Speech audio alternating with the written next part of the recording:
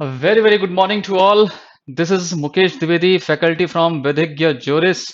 And in this session, we are going to have a kind of a very, very important kind of question series that is relevant, that is important for your upcoming exam, that is Madhya Pradesh Judicial Services Examination, and that is going to be held on 6th of May 2022 itself. So in the next coming month of May, this is the 6 जब आपका Madhya Pradesh judicial services examination conduct होना शेष है। और इस particular examination के लिए हम लोग एक नई सीरीज लेकर के आप लोगों के समक्ष ले आ रहे हैं। और इस सीरीज में हम कुछ स्पेसिफिक, इसे हम पार्ट 1, पार्ट 2 और पार्ट 3 के अंतर्गत डिवाइड कर रहे हैं। पार्ट 1 में हम लोग constitution of India, transfer of property act, Indian contract act और क्रिमिनल प्रोसीजर कोड के अंतर्गत कुछ बहुत ही इंपॉर्टेंट क्वेश्चंस, कुछ ऐसे क्वेश्चंस जिन्हें हम लोगों ने काफी रिसर्च के बाद इन्हें प्रिपेयर करने की कोशिश की है।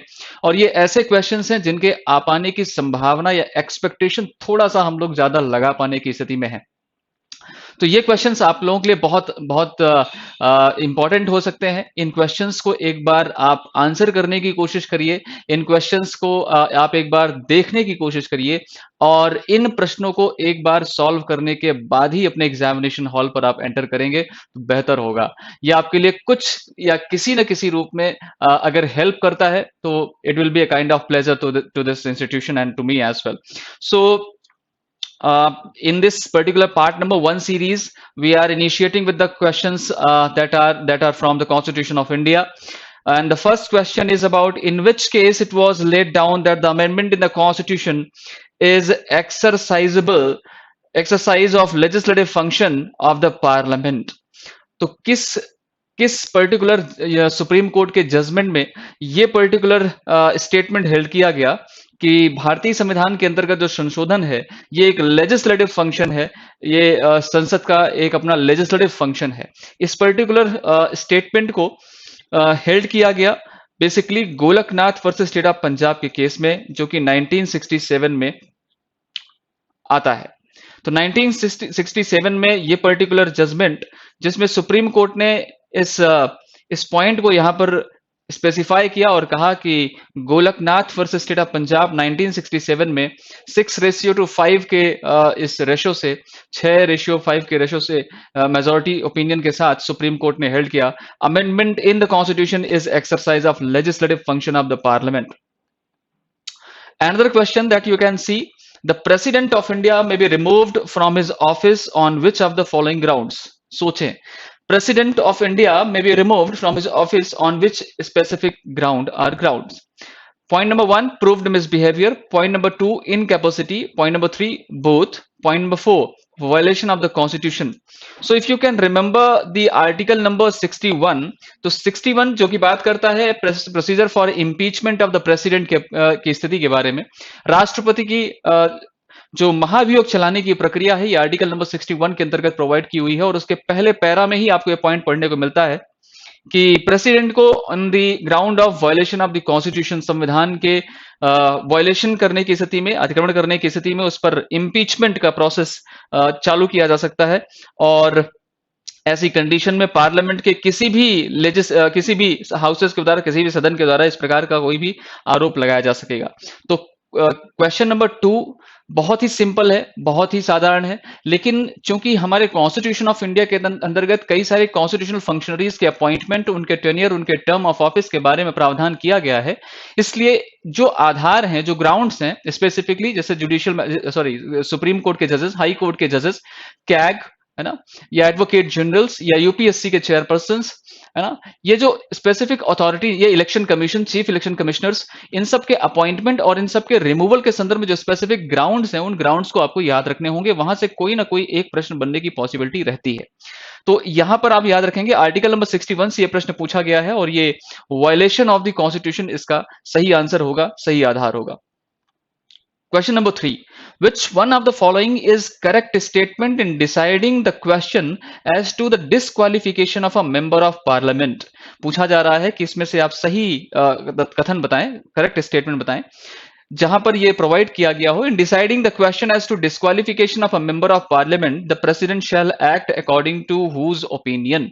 तो मैं आपको यहां पर सजेस्ट करूंगा कि आप कॉन्स्टिट्यूशन ऑफ इंडिया के आर्टिकल नंबर 103 को एक बार ठीक तरीके से पढ़ें, तो आपको इसका सही आंसर देखने को मिलेगा। आर्टिकल नंबर 103 में कहा जा रहा है कि ऐसी स्थिति में president's decision will be final, लेकिन प्रेसिडेंट इस प्रकार का डिसीजन लेने से पहले इलेक्शन कमीशन की ओपिनियन को भी प्रायोरिटी देगा। So according to the opinion of election commission that will be the correct answer, और ये आपको आर्टिकल नंबर 103 में इसका सही आंसर देखने को मिल जाएगा। तो इससे if you are well aware as to article number 103, you can answer this particular question very quickly. So please remember कि कॉन्स्टिट्यूशन ऑफ इंडिया के अंतर्गत बेसिकली हम ये समझते हैं कि आर्टिकल नंबर 1 से लेकर के आर्टिकल नंबर 51A तक का जो पोर्शन है, जिसे हम फर्स्ट पार्ट में अगर समझने की कोशिश करें, तो ये पोर्शन आपके जुडिशरी के लिए बहुत इंपॉर्टेंस रखता है, इसकी बहुत वाइटैलिटी है। लेकिन जो रेस्ट ऑफ द पोर्शंस हैं, apart from amendment, apart from emergency, apart from the language portion, अब जो रेस्ट ऑफ द पोर्शन शेष बचते हैं, चाहे वो president, vice president, governor, supreme court, high court या लोअर जुडिशरी, पार्लियामेंट या स्टेट लेजिस्लेचर्स, यहां से भी क्वेश्चन फ्रेम होते हैं। यहां से भी कुछ स्पेसिफिक आर्टिकल से निश्चित रूप से एक कोई क्वेश्चन आपके लिए रखा हुआ रहता है। तो ऐसी स्थिति में हम बिल्कुल ना रहे कि हमने फंडामेंटल राइट को ठीक ढंग से प्रिपेयर कर लिया और हमने अमेंडमेंट पोर्शन को ठीक तरीके से प्रिपेयर कर लिया, हमने इमरजेंसी को ठीक तरीके से प्रिपेयर कर लिया, लेकिन हमने इलेक्शन पार्ट को लीव आउट कर दिया, हमने लैंग्वेज पोर्शन को लीव आउट कर दिया, हमने ग्राम पंचायत और म्यूनिसिपैलिटीज पर बहुत विशेष ध्यान नहीं दिया, हमने सेंटर स्टेट रिलेशन को ठीक से नहीं पढ़ा, तो यकीन मानिए ये फिर आपके लिए एक बिग लॉस होगा। इसलिए आपको इन पोर्शंस पर भी जो स्पेसिफिक आर्टिकल्स हैं जहां से प्रीवियसली क्वेश्चन पूछे गए हैं, एटलीस्ट हमें उस पोर्शन को तो कवर अप करके जाना ही चाहिए। देखते हैं question number 4, which one of the following case is related to doctrine of pith and substance. तो ये एक कॉन्सेप्चुअल क्वेश्चन आपसे पूछा जा रहा है कि पिथ एंड सब्सटेंस से रिलेटेड वो लीडिंग जजमेंट कौन सा है। और रिसेंटली अगर देखा जाए तो ये क्वेश्चन अभी अब हाल फिलहाल में उड़ीसा जुडिशियल सर्विसेज में भी पूछा गया है। Doctor Yashpal versus state of Chhattisgarh, Prafulla Kumar bank of commerce, DC Wadhwa state of Bihar, state of Bombay versus FN Balsara. तो बेसिकली देखा जाए तो प्रफुल्ल कुमार का केस और state of Bombay FN Balsara दोनों ही जजमेंट कहीं ना किसी रूप में पिथ एंड सब्सटेंस से रिलेट करते हैं। लेकिन चूंकि Prafulla Kumar versus bank of Khulna है, कॉमर्स नहीं है, इसलिए ये एक गलत ऑप्शन हो जाएगा। यहां पर सही आंसर आपका state of Bombay versus FN Balsara होगा। क्लियर है? इसलिए अब यहां से दूसरा पॉइंट मैं आपको कह रहा हूं कि आप कॉन्स्टिट्यूशन के अंतर्गत जो लीडिंग जजमेंट्स हैं और उन लीडिंग जजमेंट्स में सुप्रीम कोर्ट ने क्या स्पेसिफाई किया है, किन पॉइंट्स को डिस्कस किया है, कौन से जजमेंट में कौन सा पॉइंट ओवर रूल हुआ है, इन सम ऑफ द लैंडमार्क जजमेंट्स कितने जजेस की बेंच ने उसे डिसाइड किया है या उस पर कुछ अपना जो निर्णय है उसे पारित किया है, उन स्पेसिफिक पॉइंट्स पर भी आपकी नजर होनी चाहिए। क्लियर है? यहां से ये पॉइंट भी आप नोट करके रखें। The pardoning power, next question, the pardoning power given to the president of India under article 72 of constitution can be exercised in which stage. तो पहला ऑप्शन कह रहा है only after the trial and on the sentence of conviction. Second option is saying during or after trial but never before trial. Third option is at any time before, during, after trial. Fourth option is either before or after the trial but never during the trial procedure। एक नजर आप article number 72 पढ़िए, तो article 70 number 2 में ही ये point आपको clear हो जाएगा। जब आप 72 को ध्यान से पढ़िए, लिखा हुआ है कि power of president to grant pardon etcetera, to suspend, remit, commute sentence in certain cases. तो अगर ऐसे व्यक्ति को कुछ दंडादेश पारित कर दिया गया है, कन्विक्शन कर दिया गया है, उसके बाद ही ये स्थिति एप्लीकेबल होगी। तो यहां पर मोस्ट अप्रोप्रिएट आंसर के रूप में अगर हम देखें, that would be only after the trial and on sentence of conviction the president can exercise the power given to him under article 72, right? That will be the correct answer. Question number 6 is saying in which case honorable Supreme Court has struck down the 97th amendment 2011। अब यहां पर आपसे एक recent case पूछ लिया गया है कि किस पर्टिकुलर जजमेंट में ऑनरेबल सुप्रीम कोर्ट ने अभी हाल में ही 97th अमेंडमेंट एक्ट, जिसमें कि कोऑपरेटिव सोसाइटी की बात की गई है, उसको स्ट्रक डाउन किया है, कॉन्स्टिट्यूशनल डिक्लेयर किया है, और उसका आधार दिया है कि चूंकि इस प्रकार का जो परिवर्तन है, इस प्रकार के जो अमेंडमेंट किए गए हैं, वो अमेंडमेंट प्रोसीजर को ठीक तरीके से फॉलो किए किए बगैर किए गए हैं। अर्थात कहने का तात्पर्य सिर्फ इतना है कि इसमें at least half of the state legislature के रेटिफिकेशन की भी जरूरत थी, आवश्यकता थी, जिसका परिपालन नहीं किया गया है।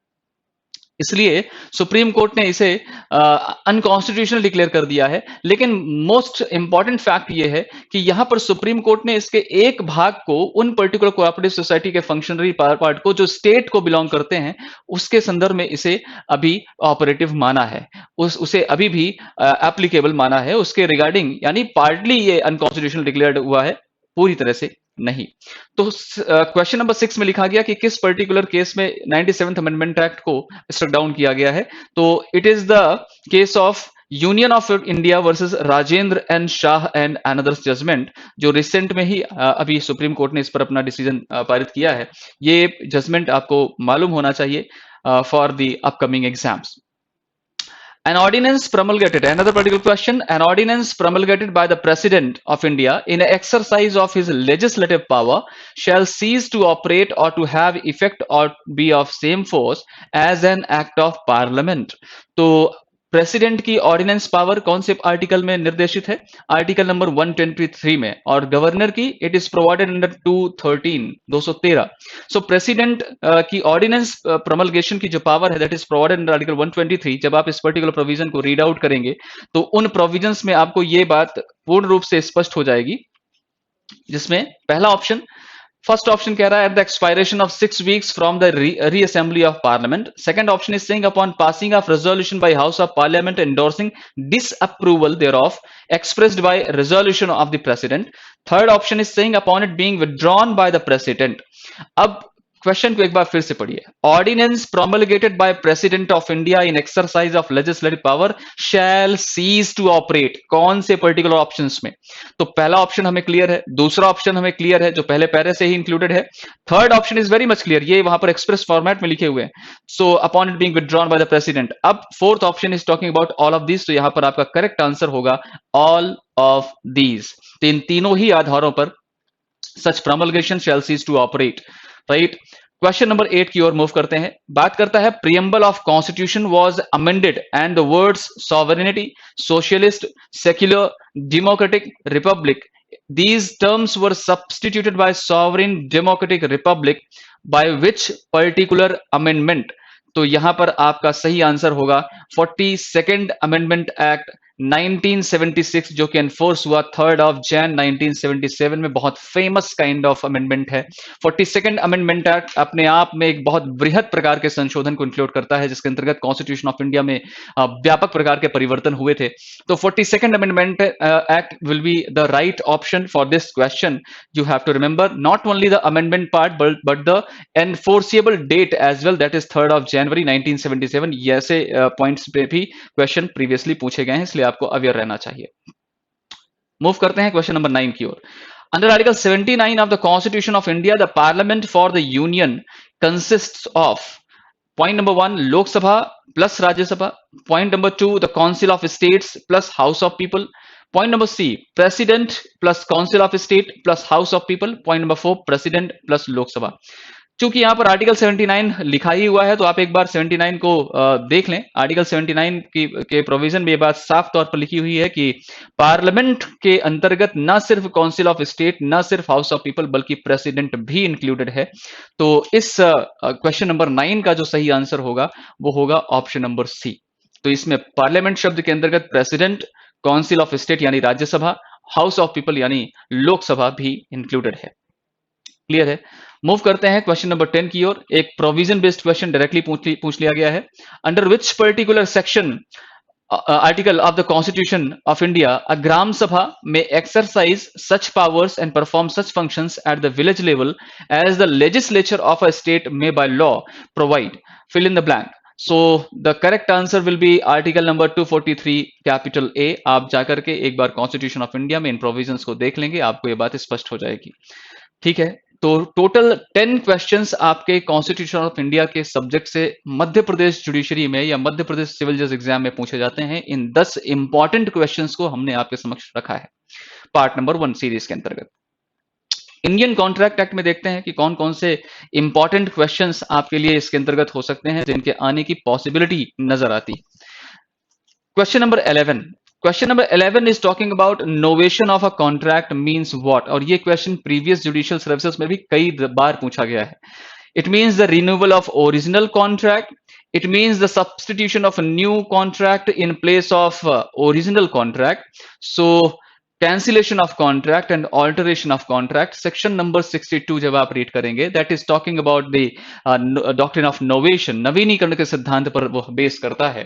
तो section number 62 में ये बात स्पष्ट होती है कि novation of contract means it is the substitution of new contract in place of original contract। तो पुराने या मूल संविदा के स्थान पर ये एक सब्स्टिट्यूटेड या प्रतिस्थापित प्रकार की संविदा है, इसका सही answer. Question number 2 is talking about when a person making a false statement believing that statement to be true and believing statement to be true plus does not intending to mislead to other party to the contract। so it is very well known kind of concept, that is misrepresentation, provided under section number 18। go and read section 18, you will get the right answer as to this particular question। so section number 12, sorry, question number 12, it is talking about it is providing the statement that is given under misrepresentation itself, so you have to move on to section number 18 and you will get the right answer। question number 13 is talking about which one of the following statement is correct, इनमें से कौन सा statement correct है। Generally, quasi-contractual obligations are based on the theory of which? Number 1, implied term theory. Number 2, unjust enrichment theory. Number 3, just and reasonable solution. D, none of these। So I think if you have read Indian contract thoroughly, you have read Indian contract comprehensively, you will be in position to know exactly that section number 68 to 72, 68 से लेकर के 72 तक के जो provisions हैं, ये doctrine of unjust enrichment से related हैं, है ना। किसी को भी अनुचित रूप से धनी नहीं बनाना है। अनजस्ट एनरिचमेंट के प्रोविजंस के डॉक्ट्रिन पर यह बेस करता है, इसके थियरी पर क्वाजी कॉन्ट्रैक्चुअल ऑब्लिगेशंस की जो सेक्शंस हैं 68 to 72, that is based on. Question number 14 is talking about if no time is specified in the contract for its performance, what will happen. The contract is void for uncertainty, the contract is voidable at the option of either party, it may be performed within a reasonable time, the contract is wide as time is the essence of contract। so you have to see section number 46 for it, and under section 46 it is written whereby the contract a promisor is to perform his promise without application of the promisee and no time for performance is specified, the engagement must be performed within a reasonable period of time। तो अगर समय mention नहीं है, समय specify नहीं किया गया है, तो इससे कॉन्ट्रैक्ट का परफॉर्मेंस एक युक्त समय के भीतर कर दिया जाना चाहिए, विद इन रीजनेबल टाइम इसे परफॉर्म किया जाना चाहिए। सेक्शन 46 इसके बारे में बात करती है। Clear. Question number 15, in which agreement consideration is necessary, इनमें से किसमें प्रतिफल आवश्यक है या जरूरी है। Option number 1 is talking about contract made on account of natural love and affection. Number 2, to pay time barred debt. Number 3, contract of agency. Number 4, contract of indemnity. तो बहुत सीधे तौर पर स्पष्ट हो जाता है कि सेक्शन नंबर 25 कुछ एक्सेप्शंस अपने अंदर कंटेन करता है। 3 तरह के एक्सेप्शंस उसमें कंटेन करते हैं, जिनके अंतर्गत कंसिडरेशन के बिना भी इस प्रकार का कॉन्ट्रैक्ट वैलिड हो सकता है। कॉन्ट्रैक्ट ऑफ एजेंसी में भी कंसिडरेशन की आवश्यकता नजर नहीं आती। If I am not wrong, section 186 के अप्रॉक्स आपसे पढ़ सकते हैं। Contract of indemnity, contract of indemnity बिना कंसिडरेशन के परफॉर्म नहीं हो सकता है। so that in so far as concerned to this particular question's answer, it will be a appropriate answer, that is contract of indemnity, because it is asking in which agreement consideration is necessary. So above 3 are coming within the ambit of exception, but the option before can be the right answer for it, right? Moving on to the next particular question, that is an agency can be terminated by which? The principal revoking his authority, the agent renouncing the business of agency, either the principal or agent got dead. अगर principal ने अपने authority को revoke कर दिया है, agent ने अपने business of agency को रिनाउंस कर दिया है, या तो प्रिंसिपल की या तो एजेंट की डेथ हो जाती है, तो ऐसी सर्कमस्टांस में आप देखिए, आप अगर 201, 202 से रिलेटेड कुछ प्रोविजन पढ़ेंगे तो ये एजेंसी के टर्मिनेशन के कुछ आधार बतलाते हैं, ग्राउंड्स बतलाते हैं, और इनमें ये तीनों ही ग्राउंड्स शामिल हो जाते हैं. As far as concern to this particular question, the real answer, the correct answer will be option number D. Moving on to next question, that is Hadley versus Baxendale, one of the leading judgment, if you have heard about it. Frustration of contract, damages for breach of contract, discharge of contract, contract and restraint of trade. तो section number 73 अगर आपने पढ़ा हो Indian contract act में, वहां पर आपने mention किया हो, पढ़ा हो, या आपको ये बात पढ़ाई गई हो, आपने देखा हो, तो आपको ये बात पता होगी कि हेडले वर्सेस बक्सनडेल का मामला एक लीडिंग जजमेंट है as to the damages for breach of contract that is provided under section 73 itself. Moving on next particular question, that is delivery of goods by one person to another as security for the payment of a debt is called what? So question number 18 is providing that delivery of goods, एक व्यक्ति के द्वारा दूसरे व्यक्ति को कुछ माल की delivery करना, प्रदान करना, किस लिए? For the security of the payment of a debt, ऐसे ऋण के पेमेंट की सिक्योरिटी के लिए. तो इट इज द प्लेज. आपने कॉन्ट्रैक्ट एक्ट में इसकी डेफिनेशन पढ़ी होगी. Option number C will be the right answer. It is not bailment, it is not mortgage, it is not hypothecation, it is pledge under the Indian contract act.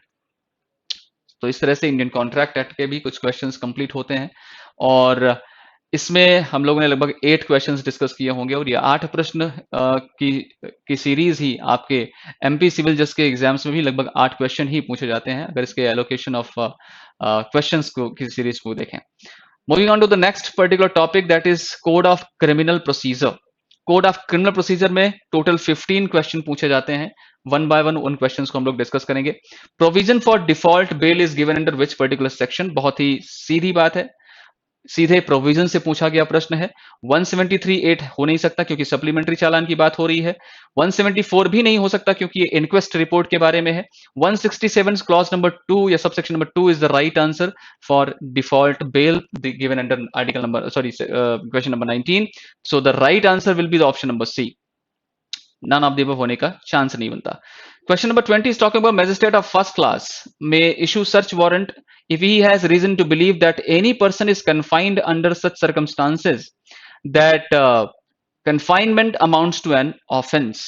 तो अगर आप याद कर सकें कि जब हम लोग हैबियस कॉर्पस की रिट पढ़ते हैं तो हैबियस कॉर्पस रिट के साथ सीआरपीसी की एक सेक्शन लिंक कर सकते हैं, इंटर एसोसिएट कर सकते हैं, और वो सेक्शन है सेक्शन नंबर 97. तो धारा 97 सीआरपीसी के अंतर्गत जब आप उस प्रोविजन को पढ़ेंगे तो आपको ये बात स्पष्ट हो जाएगी कि यहाँ पर मजिस्ट्रेट ऑफ फर्स्ट क्लास को एम्पावर किया जा रहा है. मजिस्ट्रेट ऑफ फर्स्ट क्लास एक सर्च वारंट इश्यू कर सकते हैं. किन कारणों से, किन वजहों से? अगर उनको इस कारण पर विश्वास हो जाता है कि any person is confined under the such circumstance that confinement amount to an offence, तो सेक्शन नंबर 97 को एक्सरसाइज किया जा सकता है. That is the real answer for this question. ये क्वेश्चन भी आपके प्रीवियसली जुडिशियल सर्विस एग्जामिनेशन में बहुत बार पूछा गया है. जुडिशियल सर्विसेज एग्जामिनेशन में प्रीवियस ईयर क्वेश्चन पेपर का बहुत विशेष महत्व देखा जा सकता है, क्योंकि कुछ इंपॉर्टेंट, कुछ कॉन्सेप्चुअल, कुछ इस प्रकार के प्रश्नों का जो एक प्रश्नों के आने की जो एक प्रोबेबिलिटी है वो कुछ हद तक बढ़ जाती है. तो इन क्वेश्चंस पर ही आपका फोकस होना चाहिए, और इस कम समय में चूंकि आपके पास from today I think more you have not more than 10 to 12 days, so you have to be very cautious and you have to stick only to the MCQs based questions and you have to solve more and more kind of questions. It can be of the subject wise, it can be of the exam pattern wise, है ना. या तो previous year question के paper को हम exam pattern wise में लेकर solve करें, या तो सीधे सब्जेक्ट वाइज सॉल्व करें. आपके पास इतना ही रिलेवेंट पीरियड ऑफ टाइम शेष है कि आप इसमें कुछ और करने की स्थिति में नहीं. क्वेश्चन नंबर 21 की ओर मूव करते हैं. The proceedings before a criminal court are vitiated if the presiding magistrate who is not empowered by law to do so. दो सेक्शन आप सीआरपीसी में पढ़ते हैं, 460 एंड 461. एक सेक्शन बात करती है कि किन सर्कमस्टांसेस में प्रोसीडिंग विशिएट हो जाएगी, दूसरी सेक्शन कहती है किन सर्कमस्टांसेस में प्रोसीडिंग विशिएट नहीं करेगी। एक सेक्शन में 9 केसेस प्रोवाइड किए गए हैं, दूसरे सेक्शन में लगभग 17 केसेस प्रोवाइड किए गए हैं, एक में 9 मामले और एक में 17 मामले। और in list of the cases को आपको याद रखना चाहिए, यहां से कोई ना कोई एक क्वेश्चन डेफिनेटली बनता है। तो सेक्शन 460, 461 और 462 is very very much important sections, और इसके बाद 464 आपको पढ़ना चाहिए। ठीक है, तो इतनी सेक्शंस इस पोर्शन में, सीआरपीसी के इस पोर्शन में बहुत रिलेवेंट है। बेसिकली जो लिस्ट 460 और 461 में है, यहां से एक क्वेश्चन डेफिनेटली बनता है, और ये आप तभी आंसर कर पाएंगे जब आपको ये लिस्ट मालूम होगी, है ना। तो एक तरफ प्रोसीडिंग विशिएट हो रही है, एक तरफ प्रोसीडिंग विशिएट नहीं हो रही है in the case when the presiding magistrate or officer was not empowered by law to do so. So here the list is issue search warrant erroneously but in good faith. Clear? Option number B, holding inquest under section 176 of CRPC erroneously but in good faith, tries an offender summarily. All of these. अब अगर आपने section 460 और 461 की list को ठीक से नहीं पढ़ा है, ठीक से उसको याद नहीं किया है, सीधे तौर पर याद करना पड़ेगा उन पर्टिकुलर पॉइंटर्स को, उन लिस्ट को आपको याद रखना होगा, और उसके बाद ही आप इन क्वेश्चंस का आंसर कर पाएंगे। तो यहां पर अब ऑल ऑफ दीज दिया हुआ है, तो निश्चित रूप से एक तरफ दिमाग जाएगा कि नहीं, जो भी लिस्ट दी हुई है ये दोनों में हमने पढ़ी हुई है, आपको बहुत कंफ्यूज करने की स्थिति में लाते हैं। तो ऐसी स्थितियों में अगर आपको लिस्ट मालूम नहीं है तो आप इसका सही आंसर नहीं कर पाएंगे। All of these is not the answer. Question number 21 में इसका सही आंसर है ट्राइज एन ऑफेंडर सम्मैरली, है ना, सम्मैरली। तो संक्षिप्त रूप में जब ऐसे अपराधी का विचारण किया जा सकता हो, तो कोई भी ऐसा जुडिशियल मजिस्ट्रेट जिसे कानून के द्वारा एम्पावर नहीं किया गया था, उसने इस प्रकार की प्रोसीडिंग में कुछ आदेश पारित कर दिया या कुछ प्रकार का निर्णय कर दिया, तो प्रोसीडिंग यहां पर विशिएट हो जाएगी।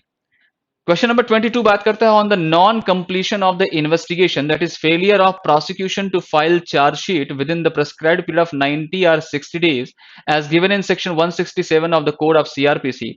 The accused person is to be discharged unconditionally. Accused person shall be released on bail if he is prepared to and does furnish bail. Right of the accused person to be released on bail could be defeated by subsequent filing of charge sheet under any circumstances, none of these. Section number 167 आपके exam के लिए बहुत खास है, बहुत important है, basically subsection 2। Question number 22 में पूछा जा रहा है non completion of investigation, failure of prosecution to file chargesheet within the prescribed period of time as given in 167 of the code. क्या यहां पर अक्यूज्ड पर्सन डिफॉल्ट बेल प्राप्त करने का अधिकारी है? और अगर इस प्रकार की चार्जशीट स्पेसिफाइड डेज में नहीं फाइल की जाती है, तो क्या accused person will be discharged unconditionally, या accused person shall be released on bail if he is prepared to and does furnish bail, या फिर right of the accused person to be released on bail could be defeated by subsequent filing the charge sheet। तो इसका सही answer होगा, इसे हम default bell के रूप में पढ़ते हैं। आपने अभी इससे रिलेटेड एक और क्वेश्चन देखा था, डिफॉल्ट बेल से रिलेटेड ये प्रश्न है। डिफॉल्ट बेल के अंतर्गत अक्यूज का यहाँ पर अधिकार हो जाता है, उसका राइट बन जाता है कि वह बेल देने के लिए, बेल के लिए अगर वह तैयार है ना, कि ऐसे व्यक्ति को जो भी सिक्योरिटीज लगनी है उसको फर्निश करने के लिए तैयार है, वह प्रिपेयर्ड है, तो ऐसे व्यक्ति को बेल पर तुरंत छोड़ दिया जाना चाहिए, और इसका इफेक्ट, इसका प्रभाव वही होगा जो बेल जो कि जिस स्पेसिफिक चैप्टर में स्पेसिफाई किया है फ्रॉम 436 इटसेल्फ, तो उन चैप्टर के तहत दिया गया बेल है, ऐसा माना जाएगा। तो option number B will be the right answer. Moving on to the next, as per section 357A CRPC, the state or district legal service authority shall complete the inquiry relating to award of adequate compensation within which particular period of time. तो question number 23 में it is 1 month, it is 2 month, it is 3 month, it is no any fixed period of time. तो इसका सही answer होगा 2 महीने। इस point को भी आप नोट कर लीजिएगा, यहां से क्वेश्चन कई बार पूछा गया है। Question number 24 is talking about offences other than those mentioned in section 320। इस वर्ड को ध्यान से पढ़ना होगा। Offenses other than those mentioned in section 320 of CRPC are not compoundable, compoundable with the permission of the court, compoundable by the court of sessions, compoundable by the high court। जब आप section 320 CRPC की language पढ़ेंगे, उसकी भाषा से एक point आपको clear हो जाएगा कि जो स्पेसिफिक कैटेगरी, जो स्पेसिफिक मामले सेक्शन नंबर 320 में मेंशन कर दिए गए हैं, उससे बाहर कोई भी अपराध कंपाउंडेबल नहीं होंगे। तो offences other than those mentioned under 320 are not compoundable. This is the right answer for this question, please remember. ये कंफ्यूजन, अच्छा खासा कंफ्यूजन क्रिएट कर सकता है। Question number 25. Can a person discharged under section 258 of CRPC be tried again for the same offense? क्या कोई व्यक्ति जिसे सेक्शन नंबर 258 CRPC के तहत डिस्चार्ज कर दिया गया है, क्या उसे फिर से उस अपराध के लिए, उसी अपराध के लिए उसका ट्रायल हो सकता है, उसका विचारण हो सकता है? ऑप्शन नंबर ए कह रहा है no he can not be tried. Option number B कह रहा है yes he can be tried with the consent of the court by which he was discharged. Option C कह रहा है no since principle of double jeopardy will apply. Option number D कह रहा है yes by the consent of the state government. अब यहां पर समझने योग्य बात यह है, सेक्शन नंबर 258 के तहत अगर हम ठीक से उसकी लैंग्वेज पढ़ने की कोशिश करें, पहले अगर हम इसमें ऑप्शन नंबर बी देखें कि उसका ट्रायल हो सकता है लेकिन कोर्ट की कंसेंट के साथ ही हो सकता है. ऑप्शन नंबर डी कहता है कि हाँ ट्रायल हो सकता है लेकिन ये राज्य सरकार की कंसेंट के साथ हो सकता है. ये दोनों पॉइंट बहुत कंफ्यूज करेंगे, बहुत भ्रमित करेंगे. ये दोनों पॉइंट का आंसर एक जगह आपको दूसरे सेक्शन में भी देखने को मिलेगा.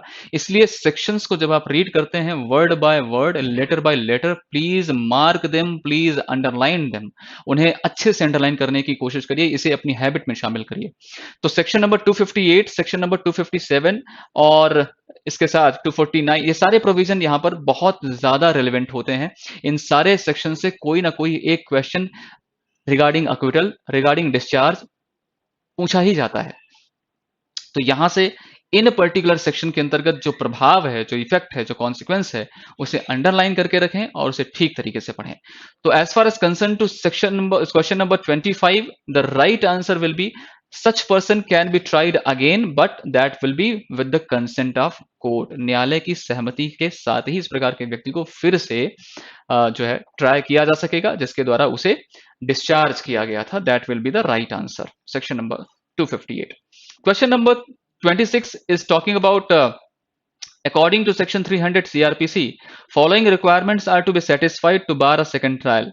कौन सी कंडीशंस फुलफिल करनी होंगी to bar second trial? Number 1, a person has once been actually tried by a court of competent jurisdiction for same offense, charged in second trial. He has been convicted or acquitted in the earlier trial.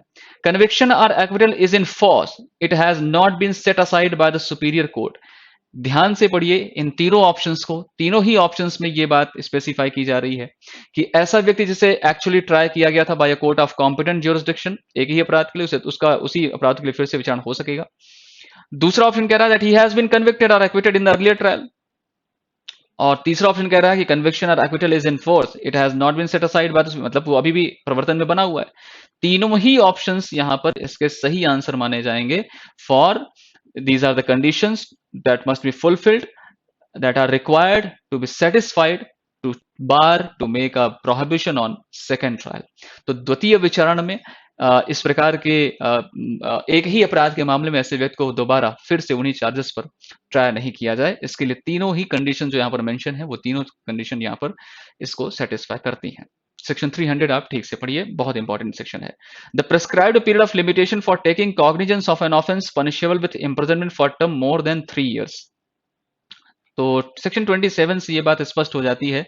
यहाँ पर पूछा जा रहा है कि कोई ऐसा अपराध जिसके लिए पनिशमेंट 3 वर्ष से ज्यादा का इम्प्रिजनमेंट है, तो इसके लिए लिमिटेशन पीरियड कितना होगा. सीआरपीसी में 468 से लेकर के 473 तक के प्रोविजंस लिमिटेशन के बारे में बात करते हैं.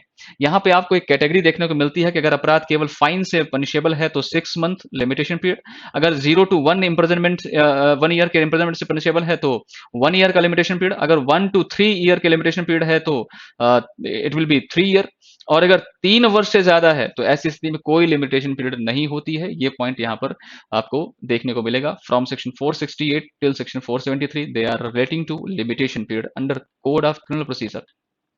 Question number 28, magistrate under section 259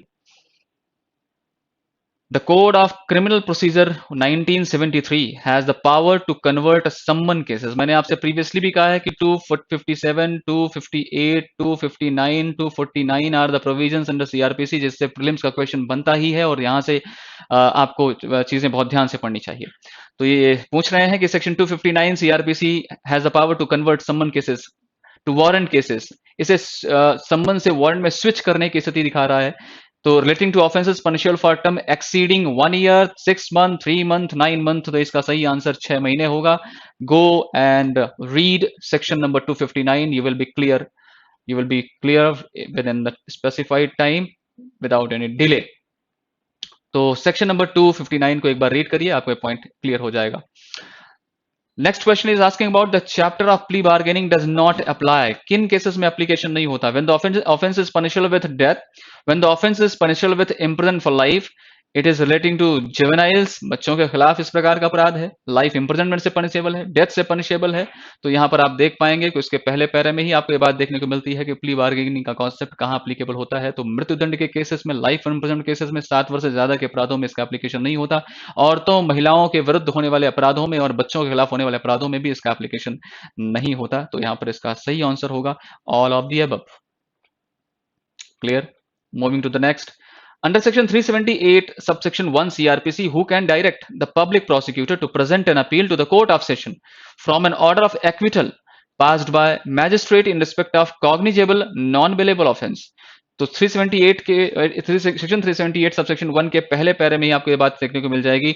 district magistrate is the authority who will direct the public prosecutor to make an appeal to the court of session from the order of magistrate in a case which is in the nature of cognizable but non-bailable offense. Clear? अगर ऐसे cases में accused person अक्विट हो जाता है तो district magistrate यहां पर public prosecutor यानी पीपी साहब को डायरेक्ट कर सकते हैं. That is the correct answer. Warrant case definitional provision से ये क्वेश्चन आपसे पूछा जा रहा है. वारंट केस से आप क्या समझते हैं? Case relating to an offence punishable with death, imprisonment for life, imprisonment for term exceeding 2 years. तो इससे आगे जाने की जरूरत नहीं है. This is the thing that is written in the definition of warrant case. So this is the correct answer. Clear? अब चूंकि यहां पर जो अदर ऑप्शंस लिखे हुए हैं, case relating to offence punishable with death, life only, case relating to an offence punishable with imprisonment for term exceeding 2 years only, तो इनका एप्लीकेशन इसलिए नहीं होगा क्योंकि वारंट केस ऑलरेडी अपने स्पेसिफाइड टर्म्स में डिफाइन किया गया है. तो जो शब्दावलियों में से डिफाइन किया गया वही पॉइंट इसका सही आंसर होगा, करेक्ट आंसर होगा. Question number 32 talking about who may confer power on magistrate of second class to try any offense summarily.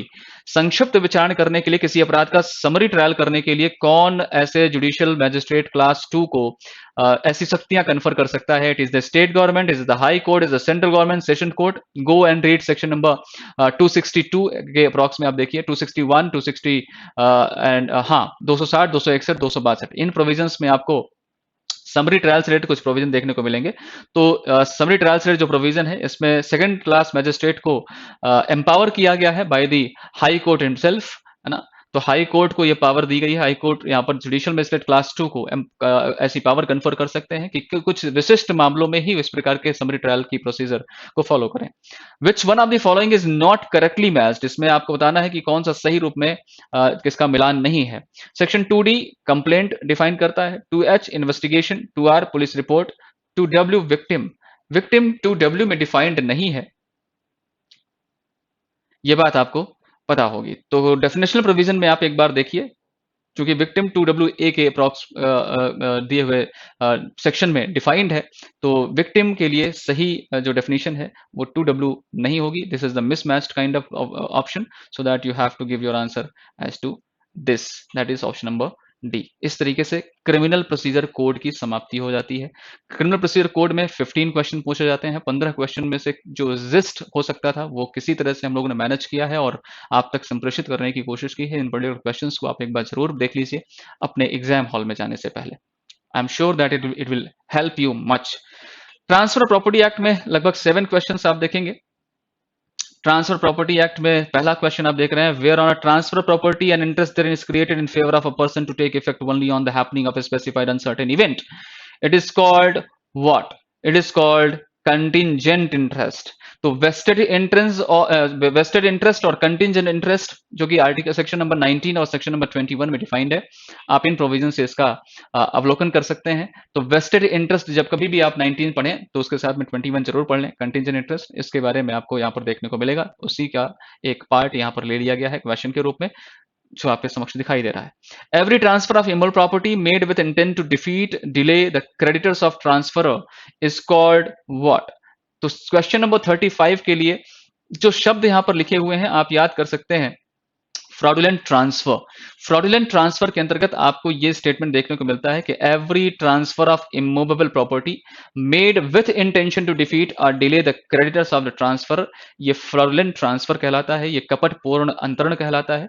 इसे आप सेक्शन नंबर 53 के अप्रॉक्स देख पाएंगे। Question number 36 is talking which one of the following is not an actionable claim, इनमें से क्या actionable claim नहीं है? इसका सही आंसर ऑप्शन नंबर सी है, जिसमें a claim to mean profit की बात की गई है।